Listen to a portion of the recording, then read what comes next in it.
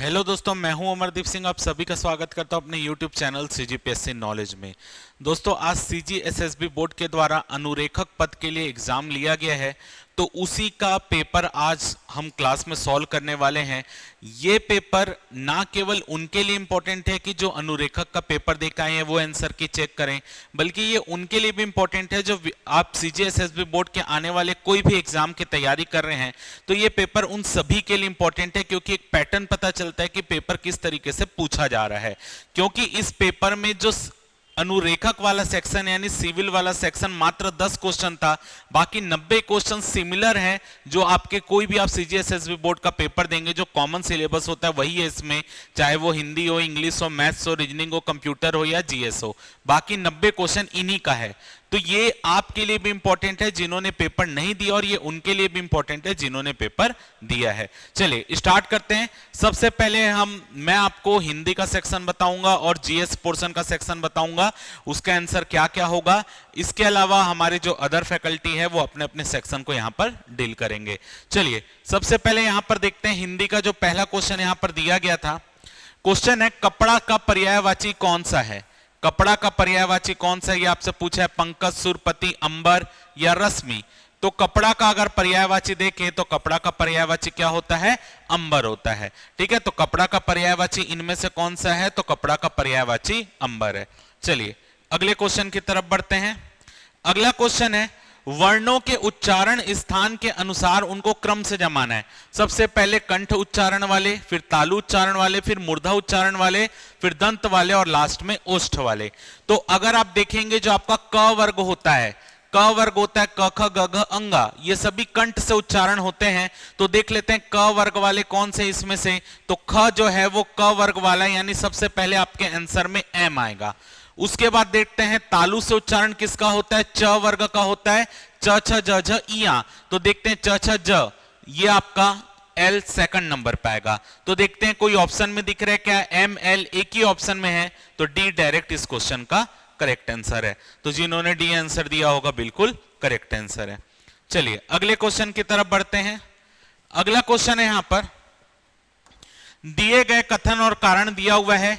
नदी जातिवाचक संज्ञा है, कारण जिस संज्ञा से किसी जाति के संपूर्ण पदार्थ और उनके समूहों का बोध होता है उसे जातिवाचक संज्ञा कहते हैं। बिल्कुल, नदी एक जातिवाचक संज्ञा। अगर नदी की जगह हम गंगा नदी बोलते तो गंगा एक नदी को दिखाता तो वो व्यक्तिवाचक संज्ञा हो जाती। लेकिन नदी जो है, नदी बोलने से जितनी भी नदियां हैं भारत में या संसार में सभी का बोध होता है। तो नदी एक जातिवाचक संज्ञा है। जिस संज्ञा से किसी जाति के संपूर्ण पदार्थ और उनके समूह का बोध होता है उसे जातिवाचक संज्ञा कहते हैं। बिल्कुल करेक्ट है।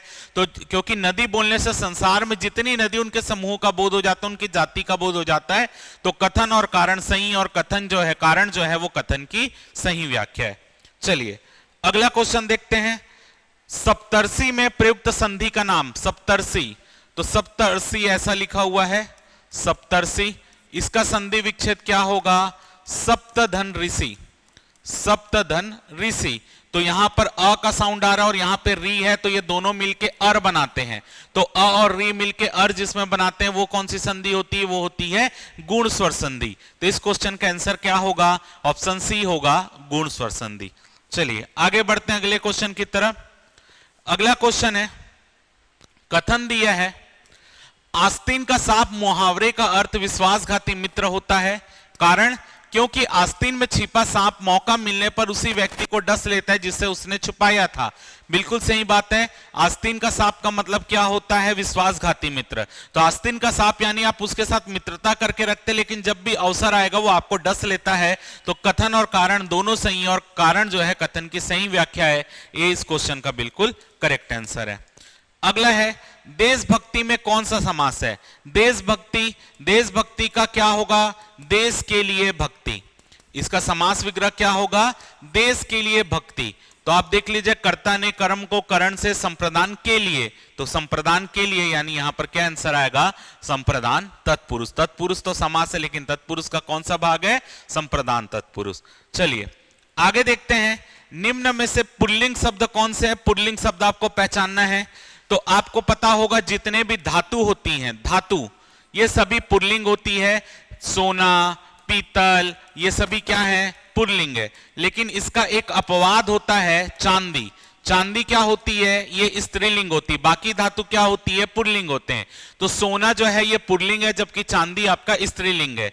पानी आपका पुल्लिंग शब्द है, पानी पुल्लिंग शब्द है, जबकि सरकार जो है ये आपका स्त्रीलिंग शब्द है। तो जे और एम ऑप्शन सी में है, ऑप्शन सी इस क्वेश्चन का करेक्ट आंसर है। आप चांदी को एलिमिनेट भी कर सकते थे, यहां से एलिमिनेट हो जाता तो आप चांदी को एलिमिनेट करके भी बना सकते थे। चलिए अगला क्वेश्चन देखते हैं इधर। अगला है, निम्नलिखित में से शुद्ध वाक्य कौन सा है। उसने मेरा तिरस्कार किया, उसने मेरा तिरस्कार किया, उसने मेरा तिरस्कार किया। तो सही तिरस्कार ऐसे ही लिखते हैं। तिरस्कार कैसे लिखा जाता है, ऐसा लिखा जाता है। तो यहां से ए करेक्ट आंसर बन रहा है, उसने मेरा तिरस्कार किया। अगला है, निम्नलिखित में से तद्भव शब्द कौन सा है। तो यहां पर देखिए एक तत्सम लिखा और एक तद्भव लिखा है। जैसे अगर आप देखेंगे गोधूम, गोधूम तत्सम शब्द है जिसका तद्भव शब्द होता है गेहूं। वैसे ही कंदुक जो है ये तत्सम शब्द है जिसका तद्भव होता है गेंद। तो तद्भव कौन सा पूछा है, तो गेंद और गेहूं ये तद्भव है और ये आपका तत्सम है। तो जे और एल, जे और एल ऑप्शन डी में है, ऑप्शन डी इस क्वेश्चन का करेक्ट आंसर है। चलिए अगला क्वेश्चन देखते हैं, निम्न में से कौन से शब्दों में आई प्रत्यय लगा है। तो देखिए ढोलकी, ढोलकी में आई तो आई नहीं रहा है तो हट गया। प्रत्यय क्या होता है, जो किसी भी शब्द के अंत में लगता है वो प्रत्यय होता है। चतुराई आई प्रत्यय है, चौड़ाई आई प्रत्यय है, टिकली ली प्रत्यय ये नहीं है। तो के और एल, ए इस क्वेश्चन का बिल्कुल करेक्ट आंसर है। ज्यादा कठिन क्वेश्चन नहीं है हिंदी के नॉर्मल क्वेश्चन है, ज्यादा इसमें कठिन नहीं है कुछ भी। अगला देखते हैं, दिए गए शब्दों में विदेशी शब्द, अरबी भाषा के शब्द, फारसी भाषा के शब्द, तुर्की, अंग्रेजी और पुर्तगाली, उसके अनुसार इन शब्दों को क्रम से जमाना है। तो सबसे पहले अगर मैं अरबी भाषा का शब्द देखूंगा तो सबसे पहला शब्द अदा, ये अरबी भाषा का शब्द है, तो सबसे पहले एल आना चाहिए और एल एक ही ऑप्शन में सबसे सामने दिया है, तो एल के हिसाब से यही करेक्ट आंसर है। वैसे आगे आप आगे बढ़ते हैं तो फारसी भाषा का शब्द कौन सा है, आबरू फारसी भाषा का शब्द है, आल्पिन पुर्तगाली भाषा का शब्द है, अफसर अंग्रेजी भाषा का शब्द है और आका जो है ये आपका तुर्की भाषा का शब्द। तो आप इसके हिसाब से मिला सकते थे, 20 क्वेश्चन का करेक्ट आंसर है। चलिए अगला क्वेश्चन देख लेते हैं। अगला क्वेश्चन है, सर्वनाम आपको मिलाना है। तो पुरुषवाचक सर्वनाम इसमें से कौन सा है, पुरुषवाचक सर्वनाम आप है तो ए का 3 आएगा। निश्चयवाचक सर्वनाम क्या है, यह है, तो बी का आपका 1 आएगा। संबंधवाचक सर्वनाम जो है तो सी का 4 आएगा और अनिश्चयवाचक सर्वनाम कोई है तो डी का 2 आएगा। तो 3 1 4 2 कहां पर है, 3 1 4 2 ऑप्शन बी में है, ऑप्शन बी करेक्ट आंसर है। जिस भी बच्चे का पेपर है उसने लगभग सभी क्वेश्चन सही बनाए हुए हैं। वीर रस का स्थायी भाव क्या है, तो वीर रस का स्थायी भाव उत्साह होता है, डी इस क्वेश्चन का बिल्कुल करेक्ट आंसर है। वीर रस का स्थायी भाव क्या है, उत्साह है। चलिए अगला क्वेश्चन देखते हैं। ये आपको मैचिंग दिया, वन वर्ड दिया और उसका मतलब क्या होता है मैचिंग में। जो अंडे से जन्म लेता है उसको अंडज बोलते हैं, तो ए का 3 एक ही ऑप्शन में दिख रहा है, डी इसका करेक्ट आंसर है। जो दिखाई ना देता हो अदृश्य है, आदि से लेकर अंत तक आद्योपंत है, जो कम जानता हो वो अल्पज्ञ है। तो डायरेक्ट डी इस क्वेश्चन का करेक्ट आंसर है। अगला, मुख कमल जैसा सुंदर है, मुख कमल जैसा सुंदर है, तो इसमें मुख क्या है, उपमान, उपमेय, वाचक शब्द या साधारण धर्म। तो देखिए मुख क्या है, तो याद रखिएगा उपमेय जिसकी तुलना की जा रही होती है उसे उपमेय कहते हैं, जिससे तुलना की जा रही होती है उसे उपमान कहते हैं। तो यहां पर मुख की तुलना कमल से हो रही है, यानी किसकी तुलना हो रही है, मुख की तुलना हो रही है। मुख की तुलना हो रही है तो मुख क्या है, उपमेय है। किससे तुलना हो रही है, कमल से तुलना हो रही है, तो कमल क्या है, उपमान है। यहां पर क्या आंसर आएगा, बी करेक्ट आंसर आएगा, उपमेय। चलिए हिंदी के आपके ये 10 क्वेश्चन थे जिसको हमने सॉल्व कर लिया। अब हम जीएस का पोर्शन सॉल्व करते हैं कि जो जीएस में क्वेश्चन पूछा गया है उसको सॉल्व करते हैं। चलिए अब देखते हैं जीएस के क्वेश्चन क्या है।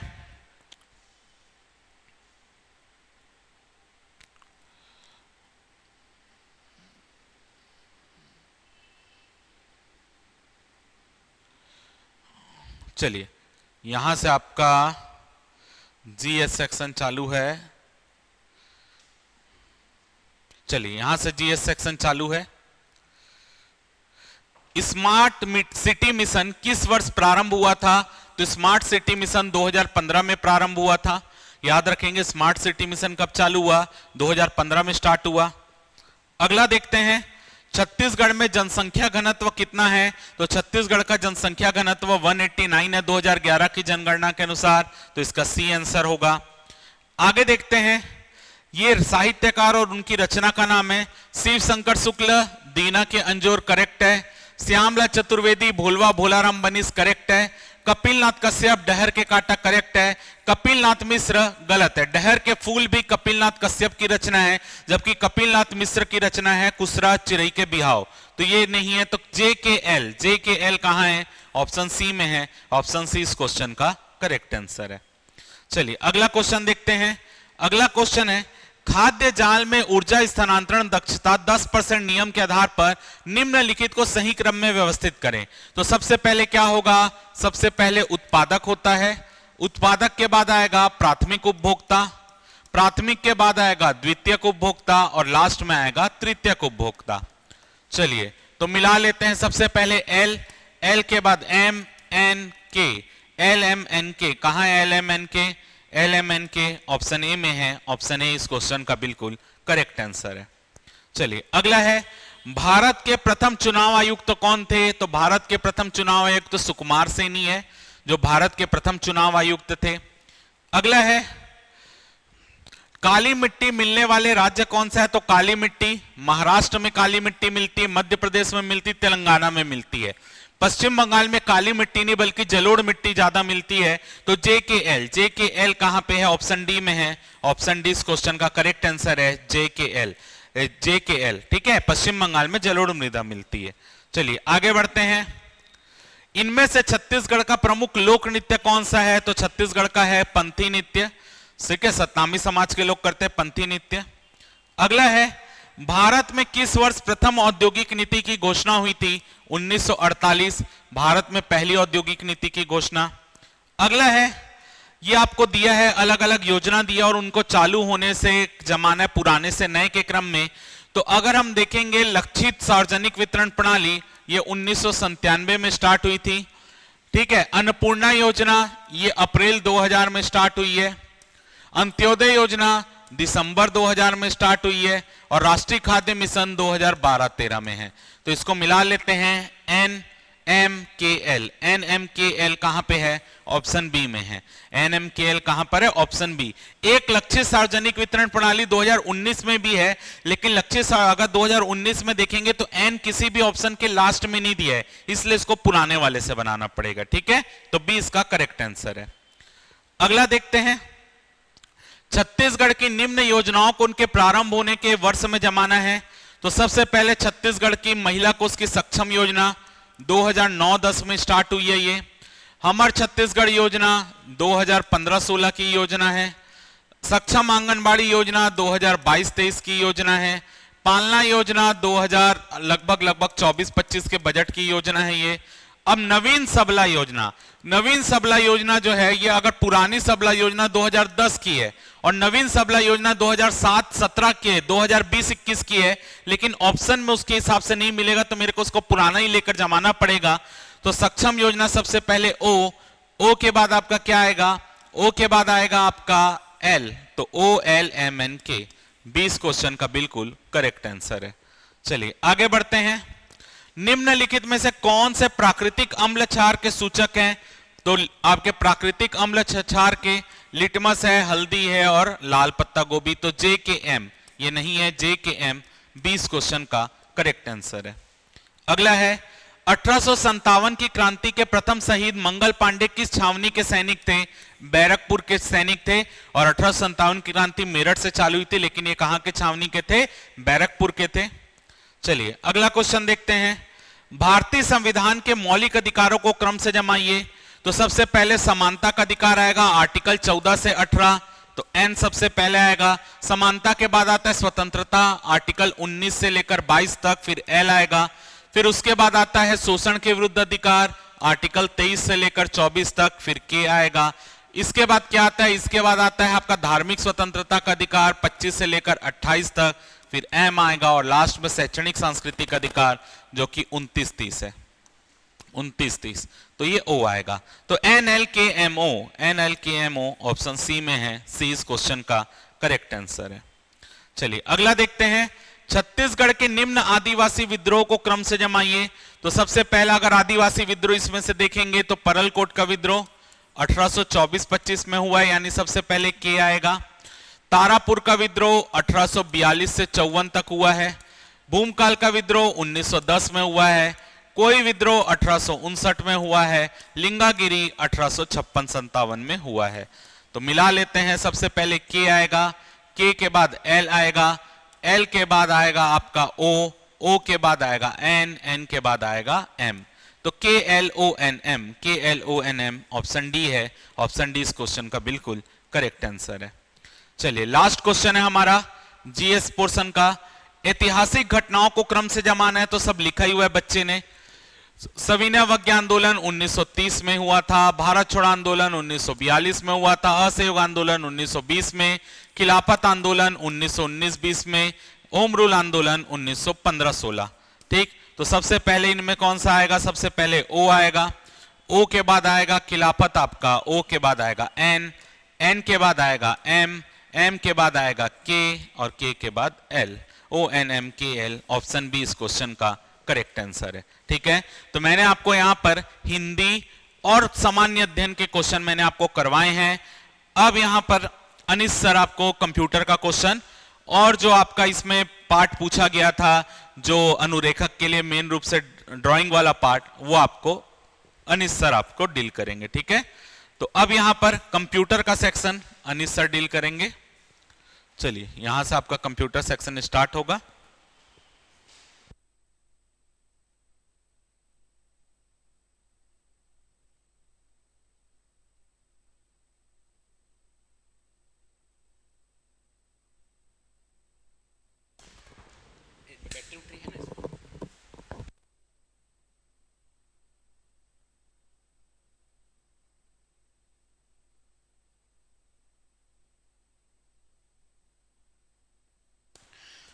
हम लोग कंप्यूटर का सॉल्यूशन देखेंगे। नेक्स्ट, सबसे आसान आपका, अगर इस पेपर में आप देखोगे ना यार, तो आपका कंप्यूटर ही आया था, बहुत आसान। पहला क्वेश्चन ही, मतलब जो कंप्यूटर नहीं भी जानता होगा ना, वो बता देगा। पहला क्वेश्चन कैसे, इनमें से कौन सा कंप्यूटर एप्लीकेशन नहीं है? भाई कंप्यूटर सिलाई थोड़ी करता है, बच्चा बच्चा इसका आंसर बता देगा। तो पहला है ये नहीं है। सेकंड, ये थोड़ा सा टफ पार्ट, ये वाला जो क्वेश्चन था, ये कह सकता हूं मैं थोड़ा सा टफ था। देखिए ये बोल रहा है मैच द कॉलम। पहला लिखा है सूक्ष्म संचिका, ये क्या है बताऊं? वो जो फोटो का नेगेटिव देखे हो, फोटो का नेगेटिव, वो होता है ये सूक्ष्म संचिका। जो पहले फोटो आता था, अभी नहीं, बहुत पहले जो फोटो आता था उसका जो नेगेटिव आता था ना, वो सूक्ष्म संचिका। इस पार्ट से कभी भी आपका कंप्यूटर में क्वेश्चन नहीं पूछा है। तो अगर हम लोग देखेंगे ना ए का, तो सूक्ष्म संचिका ये माइक्रोफ्लिंच है, इसका होगा ए का 3, ए का 3। सेकेंड, अगर हम लोग देखेंगे माइक्रोफिल्म, सूक्ष्म फिल्म, ये होगा आपका सूक्ष्म फिल्म छवियां, बी का 4, ए का 3 और बी का 4, ऑप्शन नंबर ए। चलिए नेक्स्ट, आप ए का 3 और बी का 4 और किसी में नहीं है, तो बन जाएगा थर्ड क्वेश्चन बोल रहा है in computer CAD CAM is an application of. Computer में कैड कैम किसका अनुप्रयोग है? भैया देख रहे हो ऑप्शन, खाना बनाना नहीं, फार्मिंग नहीं, साइंस और इंजीनियरिंग। साइंस और इंजीनियरिंग का जब तुम वो बनाते हो ना, ड्राइंग बनाते हो, तो उसमें कैड और कैम का यूज करते हो। ठीक है, उसके बाद नेक्स्ट क्वेश्चन, आप तो सिविल वाले हो गए, आपको तो ये तो इसमें ये तो आपका सब्जेक्ट होता है। ठीक है, which parameter primary affects the clarity of image in multimedia. Multimedia में छवियों, इमेज की स्पष्टता को मुख्य रूप से कौन सा पैरामीटर प्रभावित करता है? देखो भैया, जितना बेटर होगा रेजोल्यूशन फोटो का, उतना बेटर आपका फोटो रहेगा। तो इसका जो ऑप्शन है क्या है? रेजोल्यूशन। चलो उसके बाद फिफ्थ क्वेश्चन है which the following are the type of non impact printer. निम्नलिखित में से कौन सा नॉन इंपैक्ट प्रिंटर के प्रकार हैं? मैं हर बार बोला हूं, अगर कंप्यूटर से क्वेश्चन आएगा तो प्रिंटर से वो क्वेश्चन पूछता ही है। नॉन इंपैक्ट प्रिंटर कौन कौन से है भैया? कौन कौन से नॉन इंपैक्ट प्रिंटर है? लेजर है, डेजिबल इंपैक्ट है, ठीक है, इंकजेट आपका नॉन इंपैक्ट है। तो जे और एल कौन सा ऑप्शन है? Option number C. ठीक है, सिक्स्थ देखते हैं।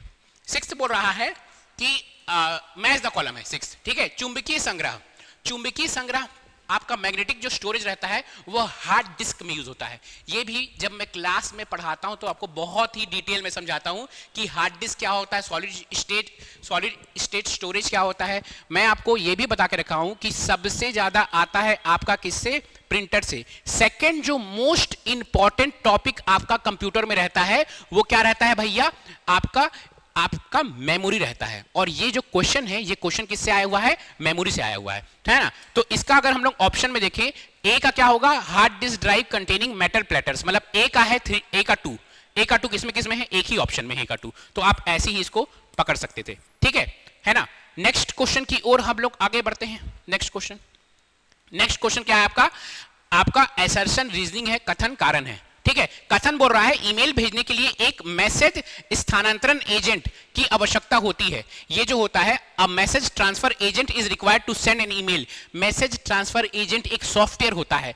हर इंसान जिसके पास ईमेल है उसके पास उसके कंप्यूटर में ये चीज स्टोर रहता है, वेब ब्राउजर में ये चीज एज अ एप्लीकेशन स्टोर रहता है। तो क्या ये आपका सही है। Second, the sender and receiver are on 2 different system. भेजने वाला और पाने वाला 2 अलग अलग सिस्टम पर रहता है, तभी ना भाई मैं भेजूंगा, मैं किसी को मैसेज भेजूंगा, तुमको भेजूंगा, तो मेरा सिस्टम अलग रहेगा, तुम्हारा सिस्टम अलग रहेगा ना, तभी ना हो पाएगा। तो पहला और दूसरा दोनों सही है। तो अब हमको यह समझना है कि क्या उसका वो सही कारण करता है। इसका मैं आपको बेस्ट तरीका बताया हूं। क्या करना है, देखो ये जो भी ये पेपर सॉल्व किया है वो इस कारण को उस तरीका को लिखा है। क्या लिखना है आपको, क्योंकि।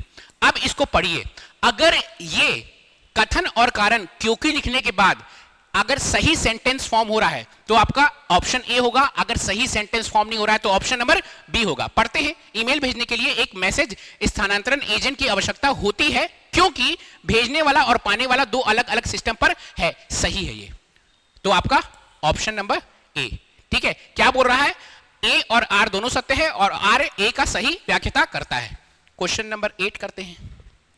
Question number 8, which type of text is easiest for OCR।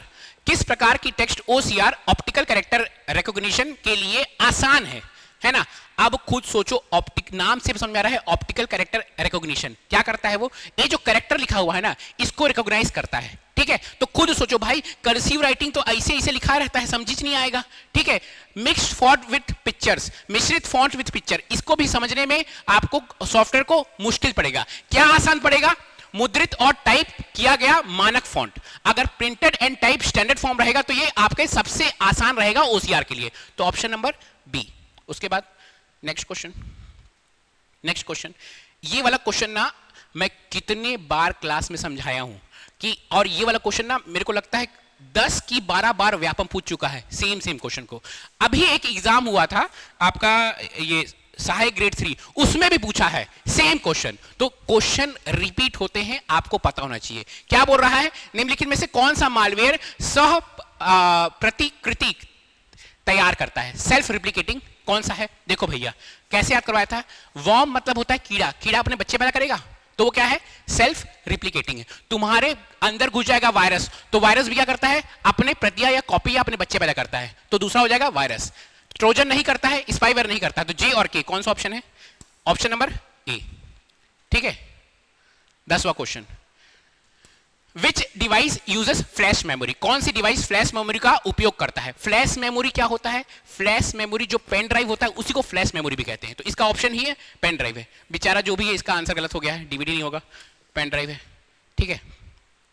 चलिए नेक्स्ट क्वेश्चन बोल रहा है, फिर से असर्शन रीजन का क्वेश्चन है। Search engine help user to find information quickly. Search engine उपयोगकर्ताओं को जानकारी शीघ्रता में खोजने में मदद करता है। भाई तुमको कुछ भी चीज सर्च मारना है, कहां करते हो, पहले ब्राउजर खोलते हो, ब्राउजर क्या रहता है, सर्च इंजन रहता है, तो सर्च इंजन सही है पहला ऑप्शन। दूसरा, they use indexing and ranking algorithm, वे इंडेक्सिंग और रैंकिंग एल्गोरिथम का उपयोग करते हैं, यही करता है सर्च इंजन। ये मैं बताया हूं कि गूगल सर्च इंजन ये काम करता है। तो तुम ब्राउजर खोलते हो, उसमें सर्च इंजन सर्च मारते हो और चीजों को सर्च मारते हो, तो वो क्या एल्गोरिथम यूज करता है, इंडेक्सिंग और रैंकिंग एल्गोरिथम यूज करता है। तो दोनों सही है।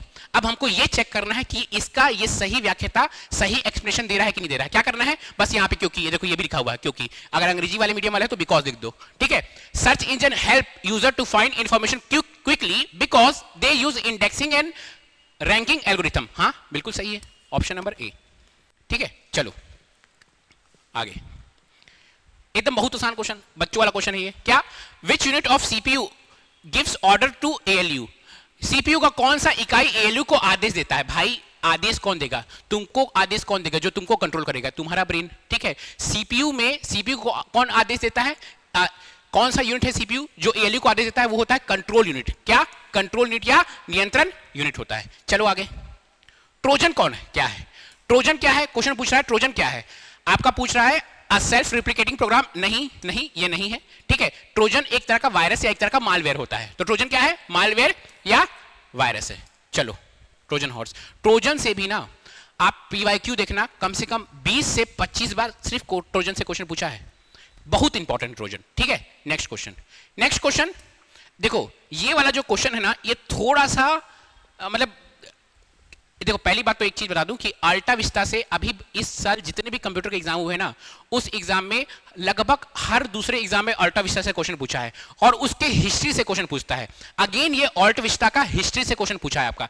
और ये क्वेश्चन ना थोड़ा सा मतलब गलत नहीं है, लेकिन मैं आपको बताता हूं क्या है। मैं आपको इसकी पूरी कहानी समझाता हूं। देखिए क्या लिख रहा है। Which one of the following were key feature of AltaVista? Full text search, पूर्ण पाठ है, खोज सही है ये। लैंग्वेज ट्रांसलेशन टूल, अनुवाद टूल, ये भी सही है। CAPTCHA implementation, CAPTCHA implementation. देखिए जो कैप्चा वर्ड है ना, वो 2003 में आया हुआ है। अल्टा विस्टा बहुत पहले 1990 से ही आया हुआ है, लेकिन उस टाइम इसको कैप्चा नहीं कहते थे, कुछ और कहते थे। तो देखिए आपका आंसर ये भी हो सकता है। ठीक है, या आपका सीजीएसएसबी ये क्वेश्चन को ही गलत कर देगा, क्योंकि कैप्चा वर्ड उस टाइम यूज नहीं होता था। कैप्चा की जगह कुछ दूसरा चीज यूज होता था। क्या होता था? ओसीआर। ओसीआर ये यूज होता था। ठीक है, उस टाइम तो हो सकता है, क्योंकि अगर गलत नहीं किया तो इसमें JKL ऑप्शन ए है, ये ले लेगा। लेकिन हो सकता है ये क्वेश्चन को व्यापम गलत भी, आपका सीजीएसएसबी गलत भी लेके छोड़ दे क्वेश्चन को। ठीक है, नेक्स्ट क्वेश्चन। नेक्स्ट क्वेश्चन बोल रहा है arrange the following stage of multimedia development in correct sequence. Multimedia विकास के निम्नलिखित चरणों को सही क्रम में व्यवस्थित करें। तो सही क्रम क्या है? सबसे पहले तुम कुछ भी चीज बनाओगे, ठीक है, तो क्या करोगे भैया? सबसे पहले करोगे प्लानिंग करोगे। क्या करोगे? प्लानिंग करोगे। तो कहां है प्लानिंग? एन से कौन कौन सा शुरू? एक ही शुरू हो रहा है, खत्म कहानी, एक ही शुरू हो रहा है। तो ये होगा आपका प्लानिंग। प्लानिंग के बाद क्या होगा? आपका डिजाइन करोगे। कुछ भी चीज बनाते हो तो पहले प्लान करोगे, हाँ भाई मेरे को ऐसे ऐसे बनाना है। ठीक है, फिर क्या करोगे? डिजाइन करोगे। डिजाइन के बाद क्या करोगे तुम? डिजाइन के बाद जब डिजाइन हो गया सब कुछ ठीक है, तो क्या करोगे? उसका डेवलपमेंट करोगे। उसका क्या करोगे? विकास करोगे। उसके बाद क्या होगा? उसके बाद होगा आपका टेस्ट करोगे कि जब कुछ मैं सब कुछ सही बनाया हूं तो मैं टेस्ट करूंगा, परीक्षण करूंगा कि सही चल रहा है कि नहीं चल रहा है। फिर परीक्षण करोगे और आखिरी में क्या करोगे? ठीक सब कुछ सही चल रहा है तो उसका क्या कर दोगे? डिप्लॉयमेंट कर दोगे। तो इसका ऑप्शन नंबर बी हुआ। जो भी इसका पेपर सॉल्व किया है सही किया है इसका आंसर। अब हम लोग आते हैं इंजीनियरिंग वाले पार्ट में। कौन सा? आपका ड्राइंग का पेपर था। ड्राइंग का लास्ट पार्ट कहां है? आखिरी में ना 91 से शायद ड्राइंग वाला। ये भी बहुत इजी पूछा था। ठीक है, क्या है? आप सिविल वाले हो तो आप पहला क्वेश्चन तो आपका फर्स्ट ईयर में पढ़े होंगे। क्या बोल रहा है भैया? Which instrument is used to draw horizontal lines. क्षैतिज रेखाएं खींचने के लिए कौन सा उपकरण का उपयोग किया जाता है? भाई डिवाइडर तो नहीं है, पता है डिवाइडर। कंपास भी नहीं है। क्या है? T square. ऐसा करके था, याद है? इंजीनियरिंग में यूज किए होंगे फर्स्ट ईयर में, इसको टी स्क्वायर कहते थे। तो क्या करते थे? उसके लिए हम लोग हॉरिजॉन्टल लाइन टी स्क्वायर से बनाते थे। सेकंड क्या है आपका? Isometric projection has angle of. Isometric projection के कोण कितने होते हैं? दो एंगल जो आइसोमेट्रिक का होता है ना प्रोजेक्शन, उसमें दो एंगल का प्रोजेक्शन होता है। चल जा भाई, ये जो होता है ये होता है आपका दो ऑर्डिनेट का, एक्स और जेड ऑर्डिनेट का 120 डिग्री होता है। ठीक है, आइसोमेट्रिक और ऑर्थोग्राफिक से बच्चे बहुत कंफ्यूज करते हैं। ऑर्थोग्राफिक मतलब 90 डिग्री होता है, आइसोमेट्रिक मतलब 120 डिग्री। तो क्या हो जाएगा इसका? 120 डिग्री। ठीक है, क्वेश्चन नंबर 3 मस्त क्वेश्चन है ये। ठीक है, इसको समझाता हूं। If a line is perpendicular to horizontal plane, यदि कोई लाइन, यदि कोई रेखा हॉरिजॉन्टल प्लेन से लंबवत है। ये हो गया आपका हॉरिजॉन्टल प्लेन। 3D में बना रहा हूं भैया, ध्यान देना। ये है आपका वर्टिकल प्लेन, इस तरह का। ठीक है, क्या बोल रहा है? ये वाला जो प्लेन है इसको क्या कहते हैं, ये होता है आपका, ये वाला जो प्लेन होता है इसको कहते हैं हॉरिजॉन्टल प्लेन, ये वाले को, ये एचपी होता है, ठीक है, हॉरिजॉन्टल प्लेन है ना, इसको वर्टिकल प्लेन। इससे क्या बोल रहा है a line is perpendicular to horizontal plane, ऐसे एक लाइन रखा हुआ है, ठीक है, एक लाइन रखा हुआ है।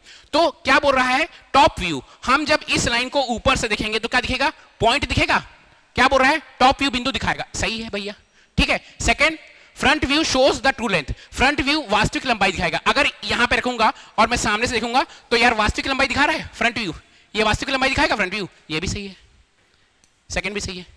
Third, front view is perpendicular to X Y plane, front view X Y plane के लंबवत है, ये है एक्स वाई प्लेन आपका, ये एक्स वाई, ठीक है, फ्रंट व्यू उसके परपेंडिकुलर है तो थर्ड भी सही है, ठीक है। Top view show true length, गलत है ये भैया, ये गलत है। फोर्थ, तो 1 2 3 सही, कौन सा ऑप्शन है भैया, सी है।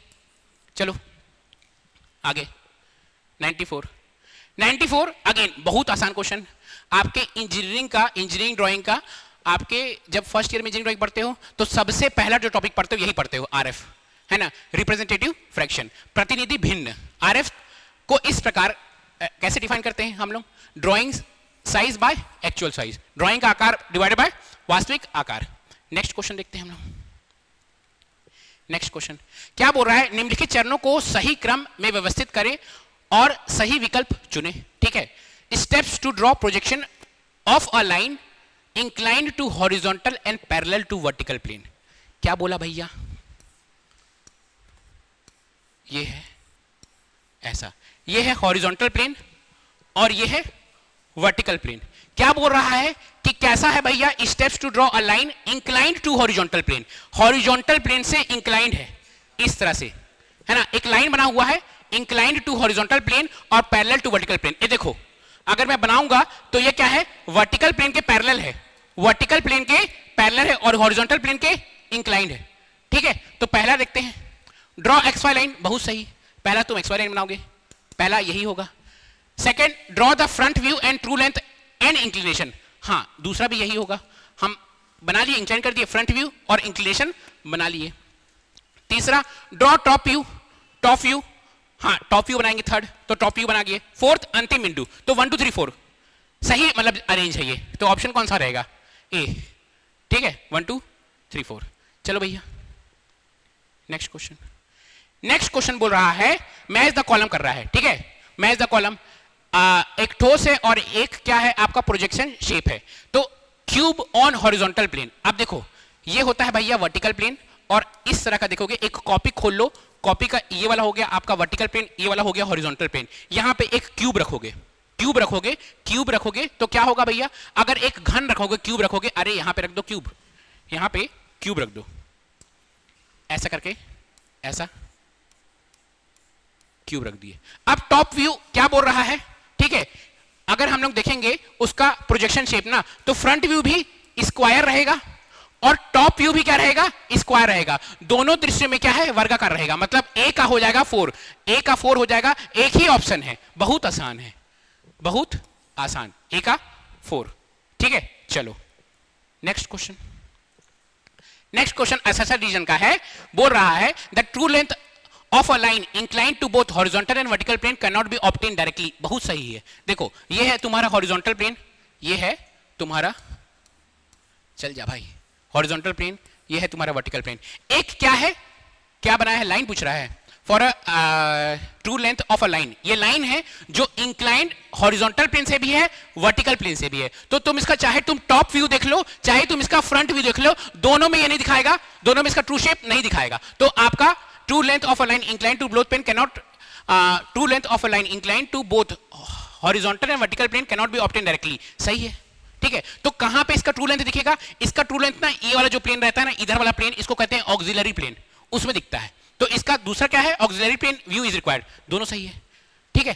तो और क्या इसका सही रीजन है, हाँ सही रीजन है, क्योंकि ट्रू लेंथ हॉरिजॉन्टल प्लेन में भी नहीं दिखता है, वर्टिकल प्लेन में भी नहीं दिखता है, कहां दिखता है, ऑक्सिलरी प्लेन में दिखता है, तो ये इसका ऑप्शन हो जाएगा ए। 97 98 करते हैं भैया, 98, अब plane parallel to horizontal plane, देखो एक प्लेन ले लेते हैं, ये प्लेन है, ठीक है, ये प्लेन है, ये हो गया तुम्हारा, ये आपका कुछ इस तरह से बनेगा, ये वर्टिकल प्लेन है, ये हॉरिजॉन्टल प्लेन है।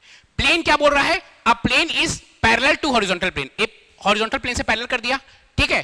Top view show true shape, हाँ सही, देखो अगर इसका टॉप व्यू देखोगे तो वही ट्रू शेप दिखाएगा, ठीक है। फ्रंट व्यू शो लाइन, अगर फ्रंट व्यू देखोगे तो क्या दिखेगा, लाइन दिखेगा, ये भी सही है, ठीक है। Plane appear inclined on the front plane, नहीं ऐसा कुछ नहीं है भैया, ये गलत है, ठीक है। For top view is perpendicular to X Y, top view perpendicular to X Y, नहीं ये भी गलत है, तो 1 और 2 ऑप्शन रहेगा इसका। 98 का केवल एक और दो। नेक्स्ट क्वेश्चन बोल रहा है arrange the following step in the correct sequence and choose the correct option. निम्नलिखित चरणों को सही क्रम में व्यवस्थित करें और सही विकल्प चुनें। Iso steps to draw circle in isometric, mark mid points, draw ellipse, draw enclosing square, convert into rhombus, ठीक है। तो सबसे पहले जो इसका होगा हम बनाएंगे आपका ड्रॉ एनक्लोजिंग स्क्वायर, एक स्क्वायर बनाएंगे, तो थर्ड होगा इसका, थर्ड से स्टार्ट होगा, थर्ड से कौन से स्टार्ट हो रहा है, डी, चलो खत्म हो गया इसका, है ना। आपको अगर पहला ही पॉइंट बताओ तो उसका आंसर आ जाएगा आपका। आखिरी question, dimension line are drawn using, dimension line कैसे ड्रॉ करते हैं हम लोग, ये नहीं, ये डैश लाइन नहीं होगा, थिन कंटिन्यूअस लाइन होगा। थिन ऐसा था आपका, एक पतली सी कंटिन्यूअस लाइन होती है, उससे हम लोग क्या बनाते हैं, डायमेंशन लाइन बनाते हैं। आपका टोटल कंप्यूटर और इसका इंजीनियरिंग ड्राइंग के क्वेश्चंस होते हैं खत्म। पेपर आया था कंप्यूटर इंजीनियरिंग ड्राइंग का बहुत इजी, एक ही क्वेश्चन कंप्यूटर का टफ था, यहां से तो बहुत इजी क्वेश्चन आया था। अगर आप थोड़ा से भी अच्छे से पढ़े होगे तो आपका ऑलमोस्ट सारे क्वेश्चन इसके बन जाएंगे। चलिए आगे मैथ्स का पार्ट राकेश सर बताएंगे।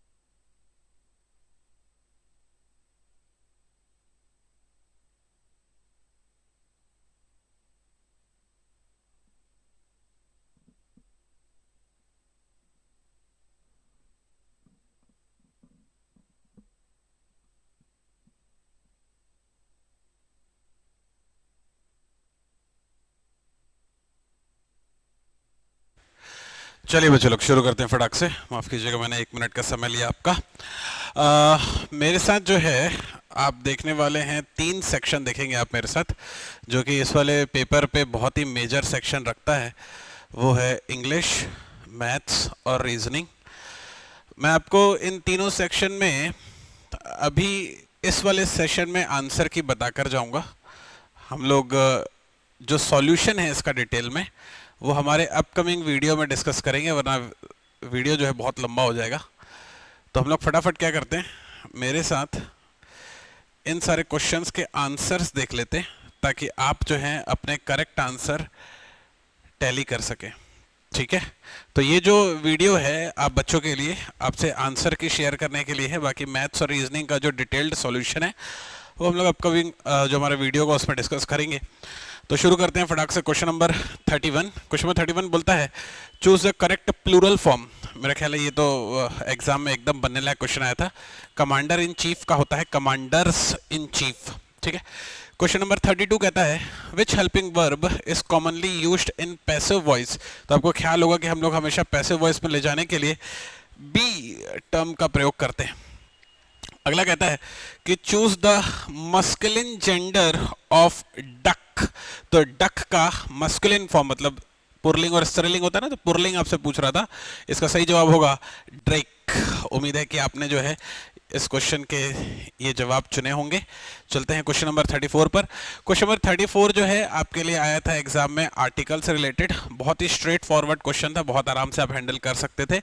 आर्टिकल ए एन और द लगाने का सबसे पहला रूल यही होता है कि जो नाउन है वो सिंगुलर होना चाहिए।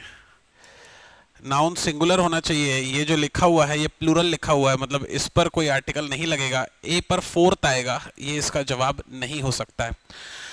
अब मुझे अगर सिर्फ देखना है तो मैं देखता हूं कि बी या सी में कुछ एक अगर मिल जाए तो भी मैं उसका जवाब जो है आपको करेक्ट वाला निकाल लूंगा। तो अगर मैं देखूं तो बी एन के लिए पूछ रहा है वो, है ना। तो अगर मैं एन पर देखना चाहता हूं तो एन पर अगर मैं देखूं तो एन जो होता है उसका जो साउंड है वो स्वर का आना चाहिए, सही है, स्वर का आना चाहिए। इसका मतलब कि इसके आगे अगर आप लगाएंगे जो जो अंडरलाइन था उसके आगे आपको लगाना था, है ना। अंडरलाइन है यहाँ पर आर की, तो आवर का जो प्रोनाउंसिएशन है वो ऐसा होता है ना, आवर। तो यहाँ पर जो है पक्का एन आवर आएगा। इसका मतलब कि जो जो एन है उसके साथ में 1 चला जाएगा। तो इसका मतलब कि मैं बोल रहा हूँ कि बी पर 1 आएगा, ए पर 4 आएगा, बाकी कुछ भी मैच नहीं कर रहा, तो इसका सही जवाब हो जाता है option number A. Question number 34 का सही जवाब था ऑप्शन नंबर ए। हम लोग पहुंच गए हैं क्वेश्चन नंबर 35 की तरफ। ये आ गया मेरे पास क्वेश्चन नंबर 35। क्वेश्चन नंबर 35 में करेक्ट स्पेलिंग आपसे पूछा है, आपके एग्जाम में स्पेलिंग वाले क्वेश्चन बिल्कुल आते हैं। तो कमिटी की जो करेक्ट स्पेलिंग होती है इसमें ऐसा कोई हार्ड एंड फास्ट कंसेप्ट नहीं है, सीधा अंडरस्टैंडिंग है। 35 पर जवाब था ए। चलते हैं क्वेश्चन नंबर 36 पर। क्वेश्चन नंबर 36 जो है मैच द फॉलोइंग वाला क्वेश्चन था। आपको उसने प्रीपोजिशन लिख कर दिए हुए थे ऑन, एट, इन और फॉर, और आपको तय करना था कि इसमें कौन सा जो है एकदम करेक्ट होगा। तो ऑन जो है मैं लगाता हूं ऑन क्रिसमस डे। एट जो है मैं लगाता हूं एट द एज ऑफ 16 इन 1983, जिससे इसका सही जवाब हो जाता है ऑप्शन नंबर सी। तो क्वेश्चन नंबर 36 का सही जवाब मुझे मिल रहा है ऑप्शन नंबर सी। ठीक है, चलते हैं फटाक से क्वेश्चन नंबर 37 की तरफ, सुनते हैं कि 37 क्या कहता है। क्वेश्चन नंबर 37 पर लिखा हुआ है, आपको उसने एक प्रोवर्ब दिया हुआ है, मतलब उसने एक लाइन लिखी है जिसका आपको मीनिंग बतानी थी। तो अगर आप देखें लाइन है A stitch in time saves 9, मतलब ऐसे कुछ कहावतें या मुहावरे हम लोग अक्सर यूज करते हैं ना, तो इस तरह से उसने कहावतें या मुहावरे लिखी हुई है। बोल रहा है कि ये किससे रिलेट करता है। तो हाँ, ये दिखा रहा है आपको, थोड़ा सा अगर फोकस करके पढ़ते तो आपको वैसे भी समझ में आ जाता।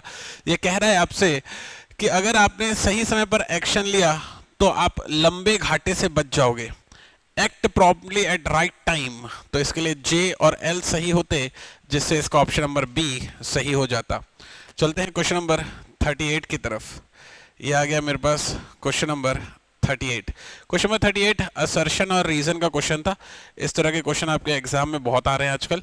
तो असर्शन रीजन में कह रहा है कि भाई जो passive voice is commonly used in scientific writing, एकदम करेक्ट बात है कि हम लोग पैसिव वॉइस को साइंटिफिक राइटिंग में यूज करते हैं। और उसका रीजन क्या होता है कि writing focuses more on action results than on the doer. तो दरअसल क्या होता है कि हमने जो साइंस के फील्ड में, विज्ञान के क्षेत्र में जो हमने अचीव किया, तो जो हमारी जो राइटिंग होती है उस पर ज्यादा फोकस करती है, बजाय ये कि किसने लिखा है उसके। तो इस वजह से इसका जो रीजन है वो भी एकदम करेक्ट है, और जो आंसर इसका मैं लगाकर आता पेपर में वो लगाकर आता ऑप्शन नंबर ए कि असर्शन और रीजन दोनों सही है, और उसकी करेक्ट एक्सप्लेनेशन भी हमको मिलती है। चलते हैं अपन लोग क्वेश्चन नंबर 39 की तरफ। क्वेश्चन नंबर 39 पर मेरे पास लिखे हुए थे 2 कॉलम। ये दरअसल 1 वर्ड था, आपके एग्जाम में 1 वर्ड बहुत आते हैं, और उम्मीद है कि ये वाला जो है आप बच्चों ने एकदम सही भी चुना होगा। तो 1 वर्ड में उसने लिखा person who speaks many languages. तो आपको थोड़ा सा याद रख लेना चाहिए कि इंग्लिश में मेनी के लिए जो वर्ड प्रयोग किया गया है वो है पॉली। कहीं भी अगर पॉली टर्म यूज होता है तो इसका मतलब कि उसका इंग्लिश मीनिंग होती है मेनी। तो मैं तय था कि ए पर 4th आएगा, ए पर 4th इनमें से कहीं नहीं था, इसलिए इसका आंसर हो जाता ऑप्शन नंबर डी। ठीक है, आते हैं फटाक से क्वेश्चन नंबर 40 की तरफ। क्वेश्चन नंबर 40 पर कह रहा है I was annoyed dash I kept quite. बोल रहा है कि मैं चिड़चिड़ा तो गया था, मैं सनक तो गया था। वो कहते हैं ना हमारे अजय देवगन साहब, अक्खा माझी सटक ली, तो माझी सटक तो ली थी लेकिन मैं फिर भी चुप था। लेकिन के लिए मैं वर्ड यूज करूंगा स्टिल। इस क्वेश्चन का सही जवाब होगा ऑप्शन नंबर डी। चलते हैं फटाक से क्वेश्चन नंबर 41 की तरफ। क्वेश्चन नंबर 41 क्या कहता है, which punctuation marks is mainly used in direct speech. आपको बताना है कि जब भी आप डायरेक्ट स्पीच का प्रयोग करते हैं तो फिर कौन से पंक्चुएशन का प्रयोग करते हैं? पंक्चुएशन क्या होता है, थोड़ा इस वाली चीज को समझ लो। दरअसल जब भी हम बात करते हैं तो बीच बीच में विराम लेते हैं ना, उसकी बात चल रही है ना। तो या फिर किसी चीज को अगर अपन हाईलाइट करते हैं ना, उसकी बात चल रही है, तो ये दरअसल हम इन्वर्टेड कॉमास से करते हैं हाईलाइट करने के लिए। क्वेश्चन 42 है, I dash staying here till next week, supply the suitable auxiliary verb. Auxiliary verb क्या होते हैं? ऑक्सिलरी वर्ब दरअसल होते हैं कि एक तरह की सहायक क्रिया, मतलब शब्दशः उसकी मीनिंग है सहायक क्रिया, लेकिन कुछ स्पेसिफिकली टर्म्स में इसके कुछ कुछ अलग अलग नियम भी लग जाते हैं। हम लोग कभी अगर डिस्कस करेंगे डिटेल में तो I will let you know, but अभी आप समझो कि इसमें कौन सी सहायक क्रिया है ये पूछ रहा है।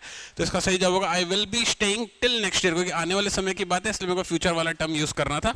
चलता हूँ मैं फटाक से क्वेश्चन नंबर 43 की तरफ। ये आ गया मेरा क्वेश्चन नंबर 43 पर क्या कह रहा है कि उसने हमको ना दरअसल JKLMN के फॉर्म में मैचिंग दे दी है और आपसे पूछ रहा है कि कौन सा जो टर्म है, मतलब जो उसका नाउन का जो फॉर्म है, एडजेक्टिव और नाउन का जो फॉर्म है वो सही फॉर्म में लिखा हुआ है। मतलब अगर मेरे को उसका एडजेक्टिव और फॉर्म का सही ऑप्शन चुनना होगा तो फिर मैं कौन सा वाला चुनकर आऊंगा, ठीक है। तो अगर मैं देखूं तो वो कह रहा है कि एक है रेडिकल, तो रेडिकुलस, वुड, वुडन, तो मैं ऐसा देख रहा हूं कि रेडिकल का रेडिकुलस सही है, वुड का वुडन भी सही है, आर्टिस्ट का आर्टिस्टिक गलत है, एंड नहीं आर्टिस्टिक भी सही है, एंड ईज का इजीनेस गलत है। तो इसका जो सही जवाब होगा वो होगा ऑप्शन नंबर बी, मतलब कि जे के और एल। 43 का सही जवाब होता जे के और एल। आते हैं हम लोग फटाक से क्वेश्चन नंबर 44 की तरफ। ये आ गया मेरे पास क्वेश्चन नंबर 44। क्वेश्चन नंबर 44 में आपसे कह रहा है कि जो एक शब्द है ब्रेव, उसका आपको सिनोनिम बताना है, ठीक है भाई। ब्रेव का मुझे सिनोनिम बताना था, तो ब्रेव का करेजियस होता है, फियरलेस होता है, तो इस हिसाब से जे एंड एल सही हो जाता, ठीक है। आगे बढ़ रहे हैं क्वेश्चन नंबर 45। क्वेश्चन 45 पर कहता है कि आपको इनडायरेक्ट स्पीच सेंटेंस बताना है। मतलब कि आपको क्या करना था कि जब आप इसको जो है किस ऑर्डर में जमाएं कि दरअसल इनडायरेक्ट स्पीच बन जाए। तो इसका अगर मैं ऑर्डर जमाने के लिए जाऊंगा तो किस तरीके से बनाऊंगा? पहले रहेगा द टीचर। देखो यहाँ पर जो है इस वाली बात को भी आप नोटिस करते तो भी आपका काम बन जाता। जो सेंटेंस है वो हमेशा कैपिटल लेटर से स्टार्ट होता है, तो द टीचर, फिर उसके बाद सेड, फिर उसके बाद द अर्थ गोज, ठीक है, राउंड द सन। तो इसका जो सही जवाब है वो है ऑप्शन नंबर बी, ठीक है। चलिए ये हो गया अपना इंग्लिश वाला सेक्शन। अब हम लोग पहुंच चुके हैं मैथमेटिक्स वाले सेक्शन की तरफ। मैथमेटिक्स वाले सेक्शन में हम लोग अभी देखने वाले हैं क्वेश्चन नंबर 46। क्वेश्चन 46 जो है असर्शन और रीजन वाला क्वेश्चन है। इसमें आपको कुछ नहीं करना था, सिर्फ दो समीकरणों को हल करके बताना था कि भाई ये दोनों पटरियां कभी एक दूसरे को काटेंगी या नहीं। अगर इनका जो मान है वो स्पेसिफिकली निकल आता तो पक्का किसी बिंदु पर कट करते ये दोनों समीकरण। अगर इसका मान आप नहीं निकाल पाओगे मतलब कि x या y का मान नहीं निकल पाएगा, मतलब नहीं निकल पाएगा मतलब नहीं काटी और अनंत तक चली गई। समझ में आई बात? नहीं काटी और अनंत तक चली गई तो इस वजह से मैं बोलूंगा कि वो पैरेलल है। ये मेरा अप्रोच होगा इसको सॉल्व कर पाने का, ठीक है। तो हम लोग शुरू करते हैं क्वेश्चन 46 पर। तो क्वेश्चन 46 पर कह रहा है कि भाई ये दो पटरियां हैं, वो एक सरल रेखा को निरूपित करती है, सही जवाब है। एक दूसरे को नहीं काटेंगी, सही बात, सही जवाब। इसको क्रॉस नहीं कर पाओगे क्योंकि आप दोनों का जो कोफिशिएंट है वो सेम है, तो इसको आप कट करके x और y की वैल्यू नहीं निकाल पाओगे। इसका मतलब इसका जो सही जवाब होगा वो होगा ऑप्शन नंबर ए। चलते हैं फटाक से क्वेश्चन नंबर 47 की तरफ। क्वेश्चन 47 पर क्या कहता है? क्वेश्चन 47 पर उसने मुझे शंकु कुल पृष्ठीय क्षेत्रफल जिसकी त्रिज्या r/2 ऊंचाई 2l है वो कितना होगा? तो कुल पृष्ठीय क्षेत्रफल दरअसल क्या होता है कि आजू बाजू वाला आपको निकालना पड़ता है, छत और जो आधार होता है वो आपको छोड़ना होता है, ठीक है। तो इसका जो कुल पृष्ठीय क्षेत्रफल अगर मैं त्रिज्या बोलता हूँ r/2 और तिर्यक ऊंचाई बोलता हूँ 2l तो वो होगा πr l + r/4। Option number B इसका सही होता। चलते हैं फटाक से हम लोग क्वेश्चन नंबर 48 की तरफ। ये आ गया मेरा 48। क्वेश्चन 48 पर क्या कहता है कि दो संख्याएं हैं जिनके एलसीएम और एचसीएफ मुझे दिए हुए हैं, उसमें से एक संख्या आपको बता दिया है और दूसरी संख्या आपसे पूछ रहा है। इसको आप सॉल्व कर सकते थे। एक फंडा होता है दरअसल हमारे पास कि दो संख्याओं का गुणनफल उनके एचसीएफ और एलसीएम के गुणनफल के बराबर होता है। जब आप ये इंप्लीमेंट करेंगे तो इससे आपको एचसीएफ और एलसीएम की वैल्यू पता है, एक संख्या पता है, और जब डिवाइड कर देते तो आपको फाइनल आंसर भी उसे पता चल जाता। तो क्वेश्चन नंबर 48 पर जो सही जवाब बनेगा वो बनेगा सी 216। फंडा मैंने बताया आपको क्या लगाना है, दो संख्या गुणनफल बराबर HCF into LCM. Question number 49 में आपको उसने रुपए बता दिए हैं, 10 वर्ष बता दिया है, एक वर्ष में चक्रवृद्धि ब्याज ज्ञात करना है, तो ब्याज प्रतिशत 6 माही के हिसाब से आपको बताना है। तो जब भी अपन जो है चक्रवृद्धि ब्याज 6 माही के हिसाब से लेते हैं ना, तो उसमें जो रेट है वो आधी हो जाती है और जो समय जो है वो दोगुना हो जाता है, ठीक है। तो इस वाले हिसाब से जब इसको आप सॉल्व किए होते हैं तो इसका सही जवाब आता है ऑप्शन नंबर सी। चलते हैं फटाक से क्वेश्चन नंबर 50 की तरफ। क्वेश्चन 50 मिक्सचर एंड एलिगेशन का क्वेश्चन था। आपको टोटल अमाउंट दे दिया है और उसका अनुपात भी बता दिया है, फिर आपको बोल रहा है कि कितना और मिलाएंगे ताकि जो अनुपात है वो 5:2 हो जाए। बहुत ही स्ट्रेट क्वेश्चन, एकदम सॉल्व करने लायक क्वेश्चन आया था। जब इसको आप सॉल्व करते तो इसका सही जवाब आपको मिलता ऑप्शन नंबर सी, 2 किलोग्राम इसमें और ऐड करना पड़ सकता था, ठीक है। चलते हैं फटाक से क्वेश्चन नंबर 51 की तरफ। इसने आपको दो त्रिभुज दे दिए हैं ABC और PQR और बता रहा है कि वो दोनों त्रिभुज जो है इस अनुपात में अपनी भुजाओं को बराबर करते हैं। तो ये दरअसल सीधी प्रॉपर्टी है किसी त्रिभुज के सर्वांगसम होने की, है ना। तो ये त्रिभुज जो है आपस में सर्वांगसम होंगे, और क्योंकि आप अगर ध्यान देते तो उसने बस थोड़ा सा नेमिंग आगे पीछे किया, तो इस वजह से मैं इसमें ऑप्शन टिक करके आया था ऑप्शन नंबर ए। 51 का सही जवाब होता ऑप्शन नंबर ए। चलते हैं 52 की तरफ। 52 में कहता है कि दी गई आकृति में OS रेखा POQ पर खड़ी है, मतलब उसने आपको जो है एक चित्र बनाकर दे दिया और इस चित्र में आपको बता दिया कि भाई ये दोनों एंगल, देखो यहाँ पर बराबर का चिन्ह लगा हुआ है, ये दोनों एंगल और ये दोनों एंगल की उसने जो है माप निकाल कर दे दी, ठीक है। अब आपसे पूछ रहा है कि अगर POS x है, मतलब कि एक हिस्सा जो है उसका अगर x है, तो आपसे उसने ROT का मान पूछ लिया है ना। तो बस इसमें कुछ नहीं करते अपन, एक रेखा पर बनने वाले सभी कोणों का जो योग है वो 180 डिग्री होता है, इस हिसाब से अपन प्रयोग करते तो इसका जवाब मेरे को मिल जाता। और इसको जब आप हल करते तो इसका जो सही जवाब आता वो आता C, 90 डिग्री। चलते हैं फटाक से क्वेश्चन नंबर 53 की तरफ। क्वेश्चन नंबर 53 3D के उन्होंने 2-3 क्वेश्चन दिए, बहुत ही अच्छे क्वेश्चन है लेकिन बनने लायक क्वेश्चन दिए। आपको उसने गोले का पृष्ठीय क्षेत्रफल दे दिया और इस बार आयतन पूछ रहा था, तो गोले का आयतन का आपको फॉर्मूला याद रखना था 4/3 πr³। और जब आप उसमें इंप्लीमेंट करते तो आपको इसको हल करके जवाब जो मिलता है वो मिलता 36 पाई। मैं आपको आंसर की बताता हुआ चल रहा हूँ, सॉल्यूशन आपसे नए वाले वीडियो में डिस्कस किया जाएगा। क्वेश्चन नंबर 54 पर थोड़ा सा इसको और ऊपर कर लेता हूँ तो एक बार में सारे ऑप्शन दिखेंगे, ठीक है। तो क्वेश्चन 54 पर उसने क्या किया कि कॉलम मैचिंग करवाने के लिए बोल दिया है। कुछ नहीं था, बस सीधा सीधा स्ट्रेट फॉरवर्ड जो है कैलकुलेशन थी इस पर।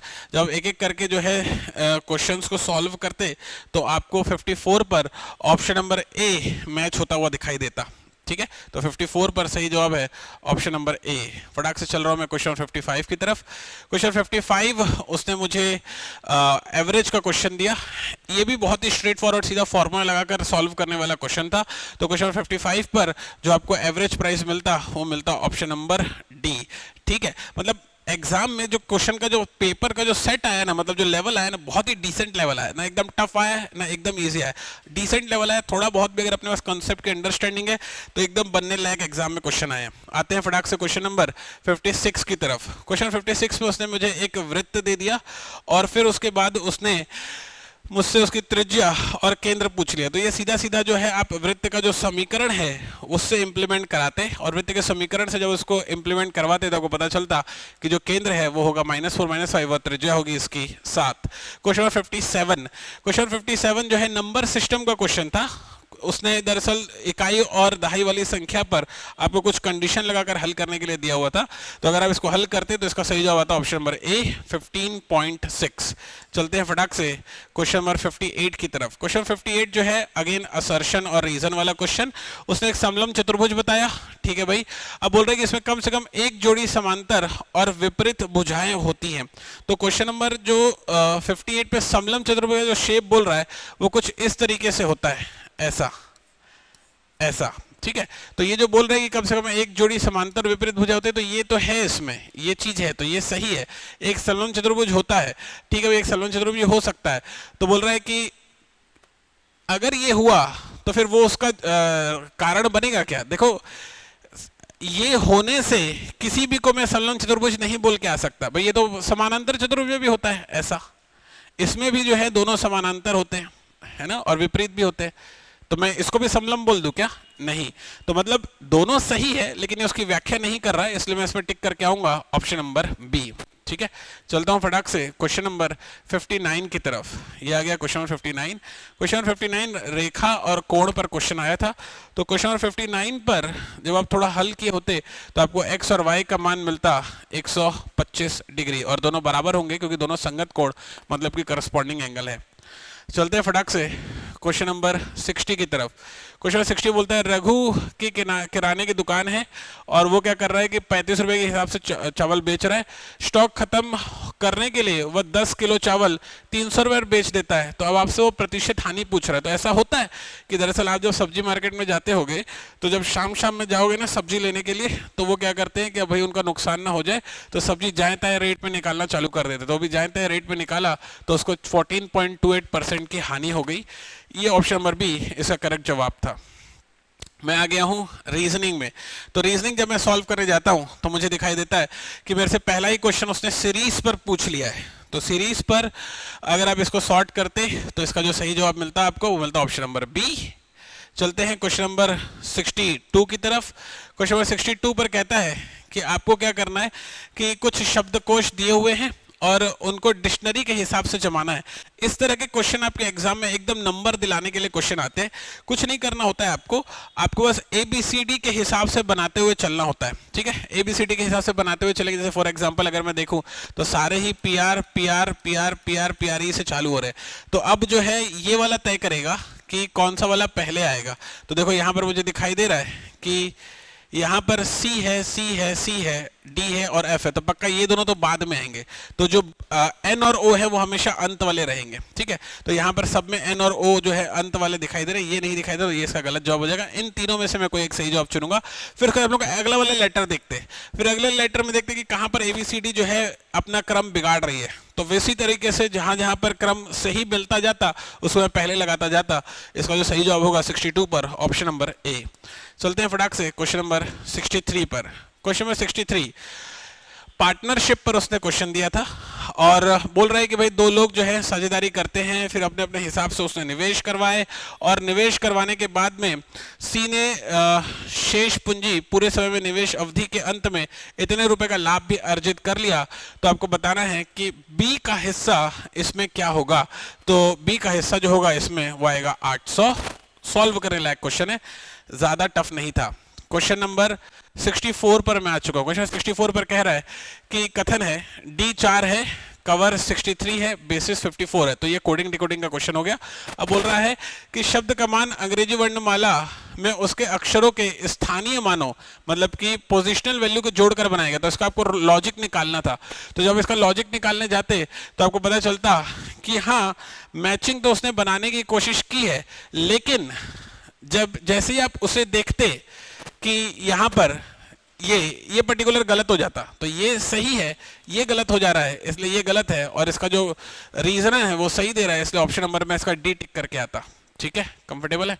चलो आगे बढ़ता हूँ, फटाक से चल रहा हूँ मैं क्वेश्चन नंबर 65 की तरफ। क्वेश्चन नंबर 65 पर कह रहा है कि आपको उसने ना रैंकिंग के क्वेश्चन दिया था। मतलब इसमें जो है आपको रैंक सेट करनी होती है आयु के आधार पर, और जब इसमें रैंक सेट करते तो आपको पता चलता कि रवि जो है मोहन से बड़ा है लेकिन सुरेश से छोटा है। फिर उसके बाद वो कह रहा है कि कुणाल जो है रवि से छोटा है और अमित जो है सुरेश से बड़ा है। तो आपको बताना है कि इसमें से कौन सा वाला जो है उनके क्रम को निर्धारित करता है। तो इसका क्रम जो है वो ऑप्शन नंबर ए में निर्धारित होता है। फटाक से चलते हैं क्वेश्चन नंबर 66 की तरफ। क्वेश्चन नंबर 66 जो है वो श्रेणी का आपको अगला पद निकाल कर देना था।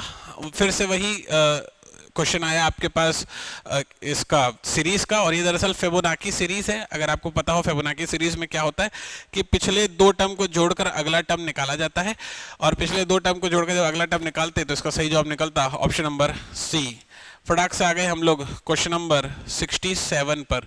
क्वेश्चन नंबर 67 में दरअसल ये भिन्न के क्वेश्चन है, हालांकि रीजनिंग में दे दिया है ठीक है, लेकिन हम फिर भी इसको हैंडल कर सकते हैं।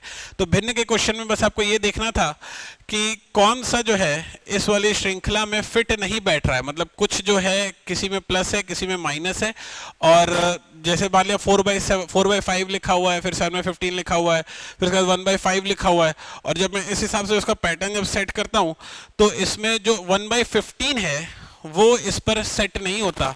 तो इसका जो सही जवाब है वो है option number B. Question number 68 जो है जनरल सेंस पर था, लेकिन अगर आपको कंसेप्ट पता है सिलोलिज्म का, जिसको हम लोग जो है वेन डायग्राम के आधार पर सॉल्व कर लेते हैं, तो उससे आप इस वाले क्वेश्चन को बहुत इजीली डिडक्ट कर सकते थे। क्वेश्चन नंबर 68 में बोल रहा है कि सभी पत्तियां जो है कागज है, और बोल रहा है कुछ कागज जो है चित्र हैं। तो इसका वेन डायग्राम हम ड्रॉ करेंगे। फिर उसके बाद जब मैं इसके विकल्प चुनने के लिए जाऊंगा तो मुझे दिखाई देगा कि सभी चित्र कागज हैं, क्या ये सेट हो रहा है क्या इसमें। जस्ट एक आइडिया आपको दे रहे हैं, सभी पत्तियां कागज हैं, तो जैसे अगर ये बनाऊंगा ये पत्तियां हो जाएगा और ये कागज हो जाएगा। फिर बोल रहा है कुछ कागज चित्र हैं, तो ये कुछ कागज जो है ऐसे चित्र हो जाएगा। ठीक है, बोल रहे हैं कि सभी चित्र कागज हैं, तो ये चित्र कागज सभी हो रहे हैं क्या, नहीं, तो ये वाली बात गलत हो गई। सभी चित्र पत्तियां हैं, सारे के सारे जो चित्र हैं ये पत्तियां हैं, वो ऐसा बोल रहा है, मेरे को तो दिखाई दे रहा है एक भी नहीं हो पा रहा है, तो ये वाली भी बात गलत हो गई। बोल रहा है कुछ चित्र पत्तियां होंगी, बोल रहा है कुछ चित्र ऐसे होंगे जो पत्तियां होंगी, नहीं, ये भी होता हुआ नहीं दिखाई दे रहा है। बोल रहा है कि कोई भी पत्ती चित्र नहीं है, बोल रहा है कि एक भी जो पत्ती है वो चित्र नहीं है। हालांकि मेरे इस नॉर्मल डायग्राम में होता हुआ ऐसा दिखाई दे रहा है, लेकिन मैं चाहूं तो इसको ऐसे घुमाकर जो है इसमें टच करवा सकता हूं।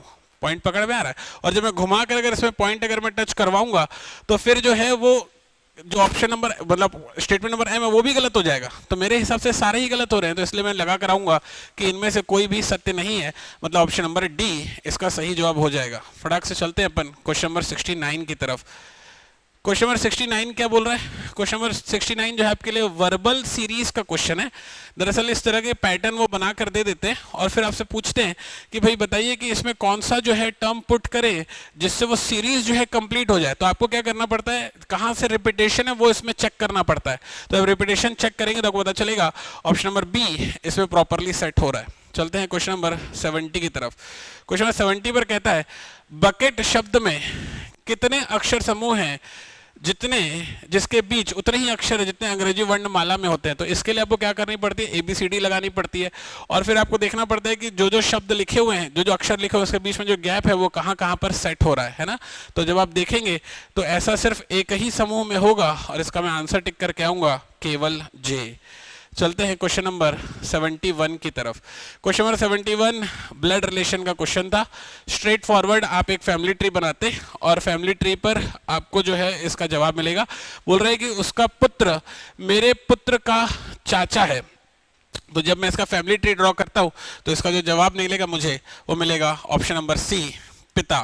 क्वेश्चन नंबर 72 पर देखो रीजनिंग है मैं मान रहा हूं, लेकिन थोड़ा बहुत उसने जो है ना इधर उधर से क्वेश्चन उठा उठा कर डाले हैं, तो हल्का सा इसमें परसेंटेज का कंसेप्ट इस्तेमाल होता लेकिन टफ नहीं है, बनाने लायक क्वेश्चन है। एक व्यक्ति अपनी धनराशि का इतना परसेंटेज खो देता है और शेष धनराशि का 70% वो खर्च कर देता है, उसके पास फाइनल इतने रुपए बचते हैं। तो आपको क्या करना था, सोचने की बात है, आप उसको 100 मान लेते और 100 वाले हिस्से से फिर 12% माइनस कर लेने के बाद में यहाँ पर मेरे पास बचता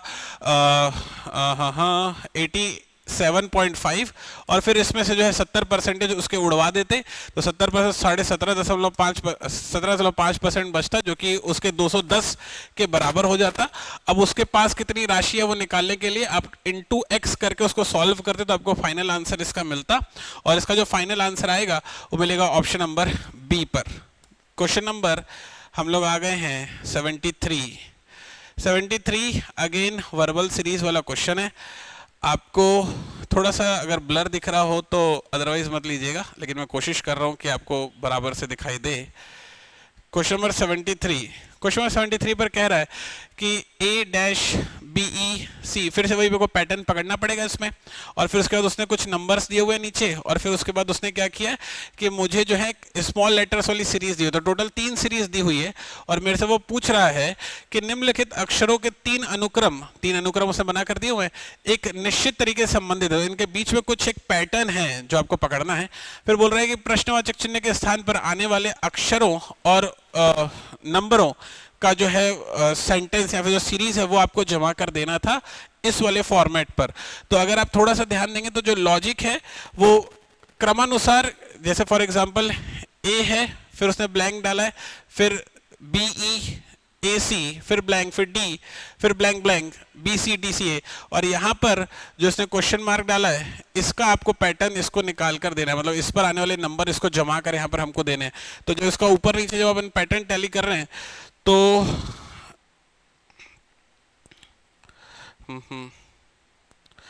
क्वेश्चन नंबर 73 का जो पैटर्न जो मेरा मैच करेगा वो मेरेगा ऑप्शन नंबर पहले आएगा मेरे पास L जो कि होगा यहाँ पर 1, और फिर आएगा मेरे पास K जो कि होगा 5, और फिर आएगा मेरे पास M जो कि होगा 3, फिर आएगा मेरे पास O जो कि होगा 4, और फिर आएगा मेरे पास N जो कि होगा 2। तो इस हिसाब से अगर मैं देखूं तो ऑप्शन नंबर C इस पर मैच हो जाएगा। और फिर अब मैं चल रहा हूं क्वेश्चन नंबर 74। क्वेश्चन नंबर 74 सभी पुस्तकें एक है। अभी अभी जैसे मैंने आपको एक वेन डायग्राम बनाकर सिलोजिज्म का क्वेश्चन सॉल्व करना बताया था ना, सिमिलर वे वेन डायग्राम बनाकर इसको अपन सॉल्व करेंगे। मैं थोड़ा सा सॉल्यूशन का अपना समय बचा रहा हूँ, लेकिन वेन डायग्राम से बहुत इजीली सॉल्व हो जाएगा। क्वेश्चन नंबर 74 पर जो आपको आंसर मिलेगा वो मिलेगा बी। और फाइनल क्वेश्चन जो मैं ले रहा हूँ 75 पर कह रहा है कि जीवाश्म और प्राणी में जैसा संबंध है वैसा ही ममीज का किसके साथ संबंध है। तो मेरा ख्याल है ये तो आप सारे बच्चों ने एग्जाम में टिक किया होगा। हाँ, ममीज का जो संबंध है वो मानव के साथ होता है, मतलब जो मानव होते हैं उनकी बॉडी को हम लोग जो प्रिजर्व करके रखते हैं। तो इसका जो सही जवाब होता है वो होता है ह्यूमन बींग्स। तो इस तरह से जो मेरा रीजनिंग है वो भी एंड टू एंड हो जाता है कंप्लीट। तो ये जो सेशन था मेनली आपको आंसर की शेयर करने के लिए था। बाकी सॉल्यूशन जैसे जैसे हमको आगे समय मिलेगा तो हम लोग डिटेल में डिस्कस करते रहेंगे। बाकी उम्मीद है कि आपने इस वाले सेशन को एंजॉय किया होगा। मुलाकात होगी आपसे नेक्स्ट वाले सेशन में, तब तक अपना ख्याल रखिएगा।